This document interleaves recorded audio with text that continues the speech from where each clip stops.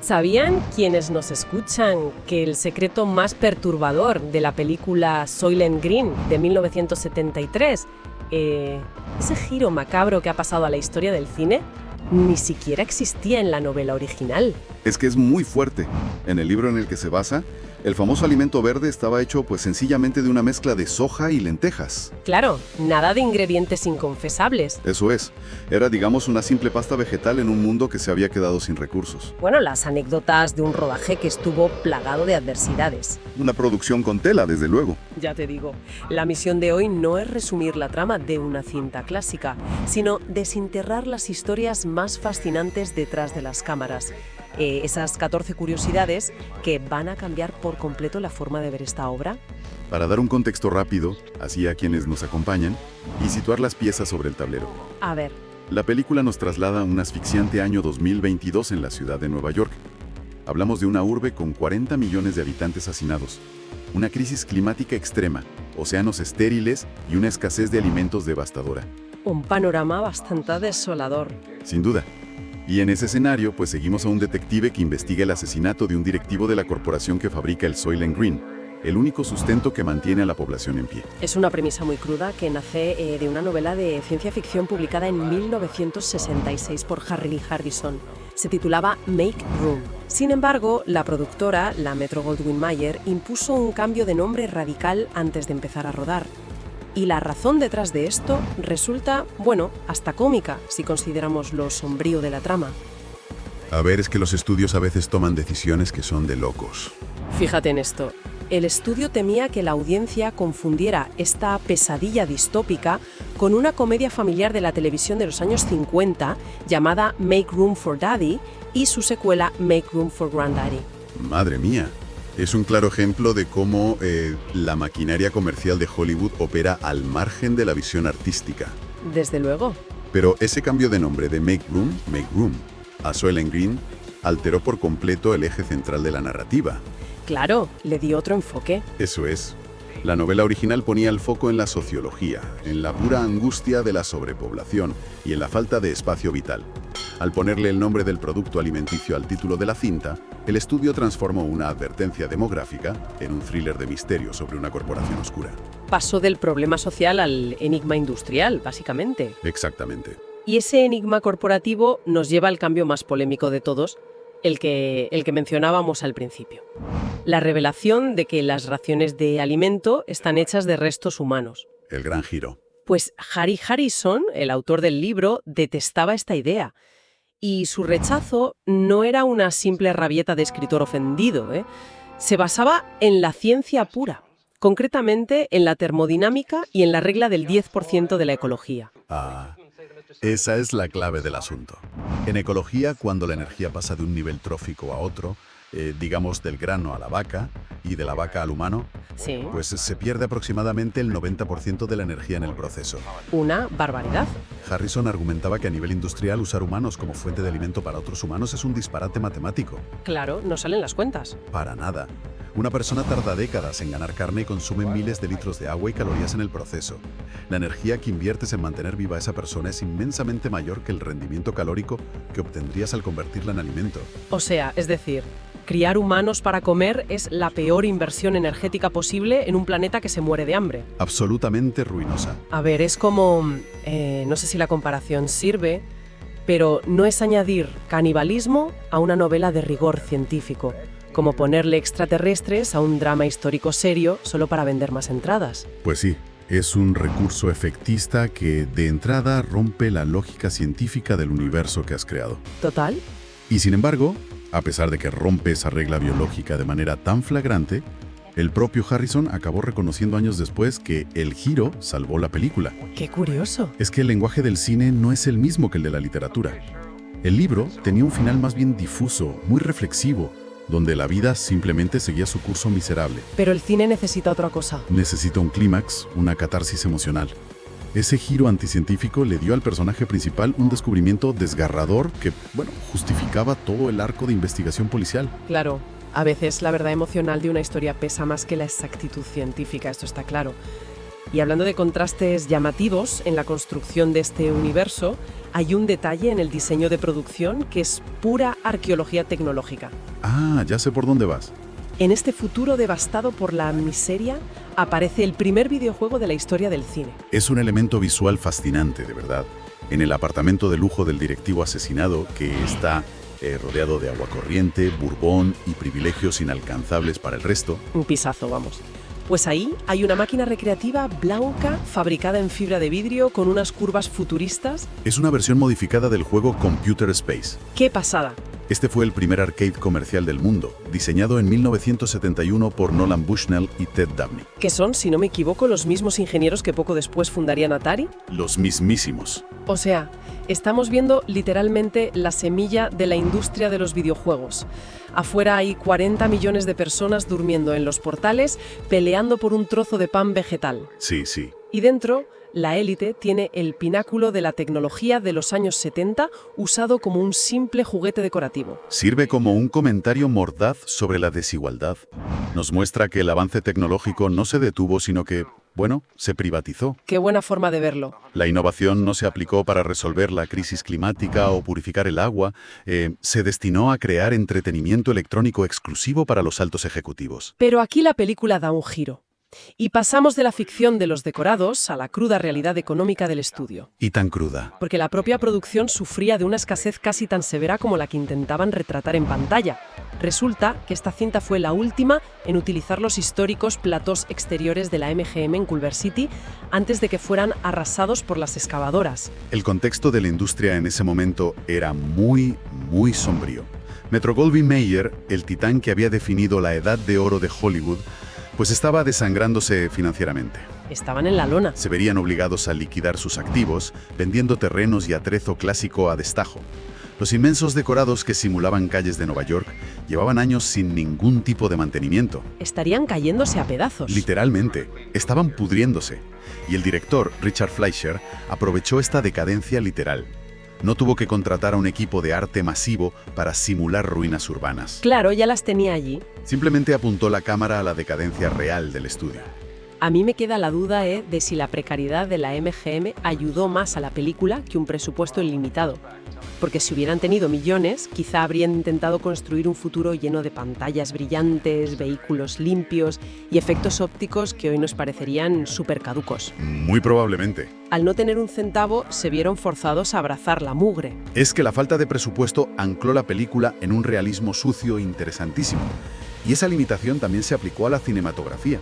El entorno visual necesitaba transmitir el peso del efecto invernadero, esa sensación de que el aire es denso, cálido y nocivo. Y ahí es donde entra la anécdota del filtro verde, que me parece una genialidad.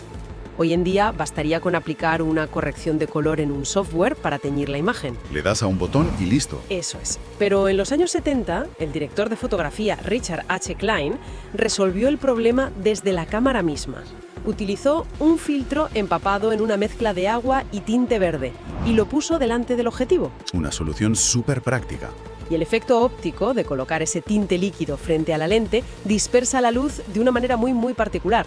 Crea un aura amarillenta y cetrina que inunda las calles. A nivel fisiológico, mirar esas escenas provoca casi sequedad en la garganta. Es verdad, transmite muchísima sed. Y además entrelaza de forma sutil el nombre corporativo de la comida con el aire que respiran.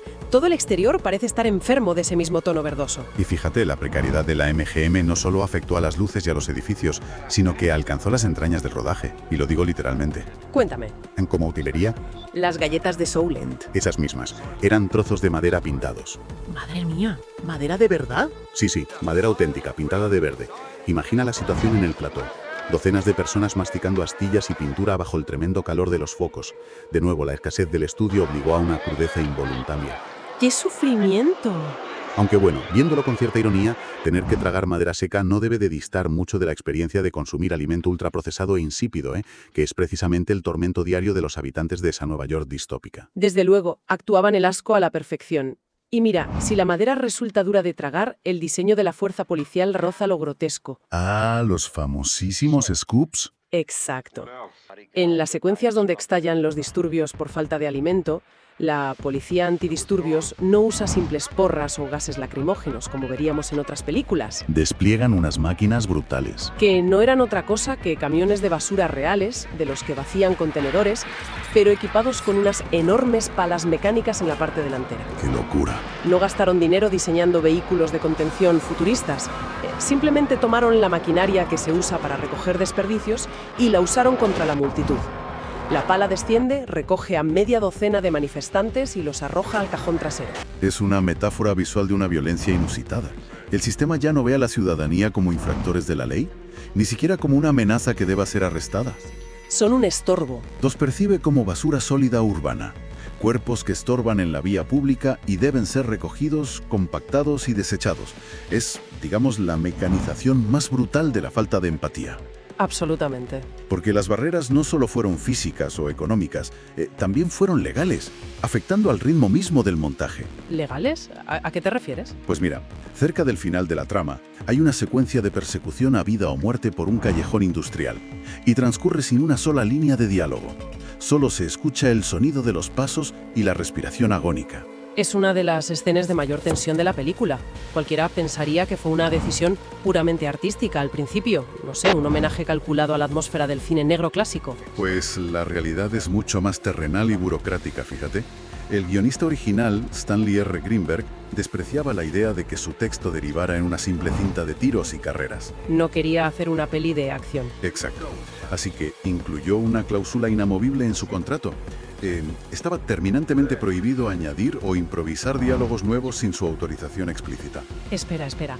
¿Me estás diciendo que una de las secuencias más agobiantes de la cinta existe gracias al ego de un escritor y a un tecnicismo contractual? Así es, tal cual. De locos. El director necesitaba alargar esa persecución para darle peso al tercer acto, pero legalmente no podía hacer que los actores intercambiaran frases de amenaza ni gritos estructurados.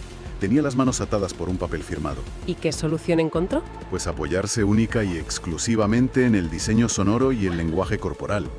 Al no poder recurrir al diálogo para explicar el peligro, la cámara tuvo que centrarse en el sudor, en la fatiga, en el eco de las botas contra el suelo de cemento. Claro, es como si tienes a un chef al que le prohíben usar sal y termina inventando un sabor completamente nuevo, ¿no? Esa es la comparación perfecta. La restricción legal forzó al director a narrar de forma puramente visual y auditiva, logrando un suspenso mucho más primitivo y efectivo que si los personajes hubieran estado hablando sin parar. Es asombroso cómo los obstáculos moldean el arte puro, de verdad.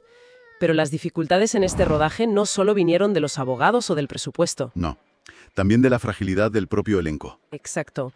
Uno de los pilares de la película es el actor Edward G. Robinson, una de las grandes estrellas de la pantalla, que interpreta a Saul Roth, el investigador y amigo del detective.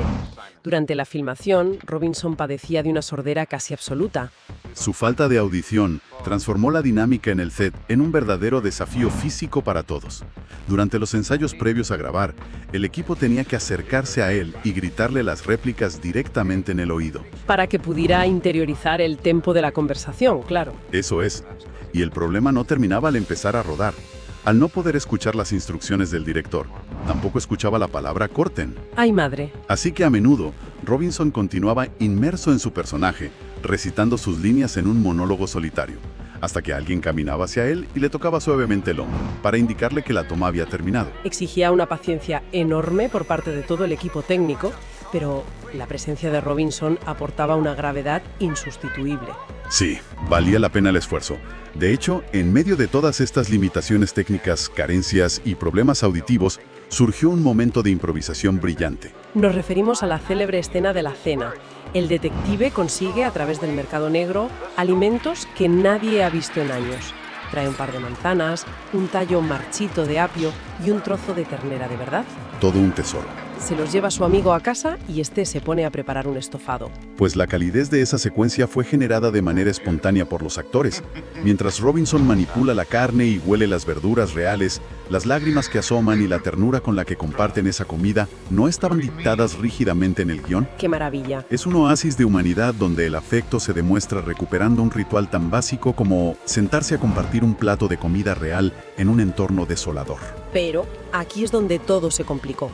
y donde el análisis de esta producción toca su fibra más sensible, preparando a quienes nos escuchan para el clímax emocional de la película. Es una historia tremenda. El peso emocional de la cinta da un salto abismal cuando descubrimos el secreto que guardaba el propio Edward G. Robinson. Soylent Green era el largometraje número 101 de su extensa carrera, y él sabía, sin asomo de duda, que sería su despedida. Así es. Robinson había sido diagnosticado con un cáncer de vejiga en fase terminal y tomó la durísima decisión de ocultar su estado de salud a la productora, al director y al resto del reparto. A todos. Él solo quería hacer su trabajo una última vez, con una profesionalidad inquebrantable. Mantuvo el silencio casi por completo. La única persona en todo el plató que conocía la gravedad de la enfermedad era su amigo personal y compañero de reparto, Charlton Heston. Quien interpretaba al detective. Exacto. Y esa confidencia transforma por completo la manera en la que se percibe el clímax del personaje. Hablamos de la escena en la clínica de eutanasia. ¿Qué escena? En la trama, el investigador decide terminar voluntariamente con su vida al no soportar la verdad sobre el mundo. Se acuesta en una camilla, mientras a su alrededor se proyectan imágenes inmensas de la naturaleza extinta. Campos verdes, arrecifes de coral. Todo acompañado por sinfonías clásicas. Es una secuencia sobrecogedora por sí misma. Lo es, pero cuando la cámara corta al rostro de Charlton Heston, que llega justo a tiempo para despedirse de él detrás de un cristal, las lágrimas que derraman no pertenecen a ningún método de actuación. Piel de gallina. No estaba interpretando. Heston estaba presenciando los últimos instantes de vida profesional de su colega y mentor. ¿Lloraba de verdad? Lloraba la pérdida inminente de un amigo en el mundo real, sabiendo que el hombre postrado en la camilla no solo se despedía del personaje, sino de la propia existencia frente a los focos. Era una metanarrativa dolorosamente auténtica. El paralelismo resulta demoledor. Porque Edward G. Robinson falleció apenas 12 días después de que las cámaras dejaran de grabar esa escena. Ni siquiera llegó a ver la película completada en la sala de montaje. Su pérdida provocó un sismo emocional enorme en los estudios cuando la noticia llegó al resto del equipo. Hay un detalle menor pero profundamente revelador sobre el estado de shock en el que quedó el reparto. Cuéntame. El actor Dick Van Patten, que interpreta al acomodador encargado de recibir a los pacientes en esa misma clínica de eutanasia, tuvo que rodar partes de su diálogo al día siguiente del anuncio del fallecimiento. Uf, qué difícil. Y la confusión del dolor le jugó una mala pasada en plena toma. ¿Se equivocó en sus líneas? Así es. La instrucción que debía recitar era simple: guiar al personaje de Sol Roth hacia la sala. Pero estaba tan afectado por la muerte del actor que su cerebro lo traicionó. ¿Y qué dijo? En lugar de decir el nombre del personaje, pronunció el nombre real, diciendo en voz alta: «Pase por aquí, señor Robinson». Un lapsus provocado por la pura conmoción. Refleja muchísimo la paradoja de esta obra, ¿verdad? Resulta poético comprobar que, en el interior de una cinta que denuncia la deshumanización sistemática, donde el individuo es procesado por palas mecánicas y reducido a calorías sintéticas, el rodaje albergó uno de los actos de compasión y amor más puros de la historia de la industria. ¿Es un contraste brutal? Heston cargando en silencio con el secreto de un hombre para proteger su dignidad hasta el último día de trabajo. La ironía cierra el círculo de una manera espléndida, la verdad. Al indagar en la creación de esta distopía, queda claro que el verdadero secreto de Soylent Green no radica en el material orgánico del que estaban hechas las galletas en la ficción. Exacto. El componente oculto más importante fue la inmensa fragilidad y la resiliencia humana frente al deterioro físico, frente a la ruina de los estudios y frente a las trabas burocráticas. Resulta escalofriante observar desde nuestro presente cómo una historia imaginada en 1973 logró trazar líneas tan nítidas hacia las crisis medioambientales y la ansiedad demográfica del año 2022. Pero más allá de las advertencias, la intrahistoria de esta producción nos invita a hacernos una pregunta. A ver. Cuando el mundo parece desmoronarse por la falta de recursos, ¿no es la compasión humana, como la vivida en ese set de rodaje, el único recurso inagotable que nos queda? Es un pensamiento para reflexionar, desde luego. Siempre resulta enriquecedor leer en los comentarios qué anécdota o detalle del detrás de escena ha hecho que alguien modifique su perspectiva sobre una película clásica. Invitamos a quienes nos escuchan a dejar su comentario. Los debates que surgen a partir de estas miradas retrospectivas mantienen vivas las obras, sin duda. Por supuesto. Para quienes disfrutan desgranando estos detalles y desean apoyar el análisis sosegado, cabe recordar que el canal cuenta con un área para miembros, la cual ofrece ventajas exclusivas y acceso anticipado para explorar más a fondo la historia del séptimo arte. queda siempre a disposición de quien busque prolongar la conversación. Sin presiones. Sin más que añadir por hoy, ha sido un verdadero placer navegar por las sombras de esta joya del cine. Hasta el próximo análisis.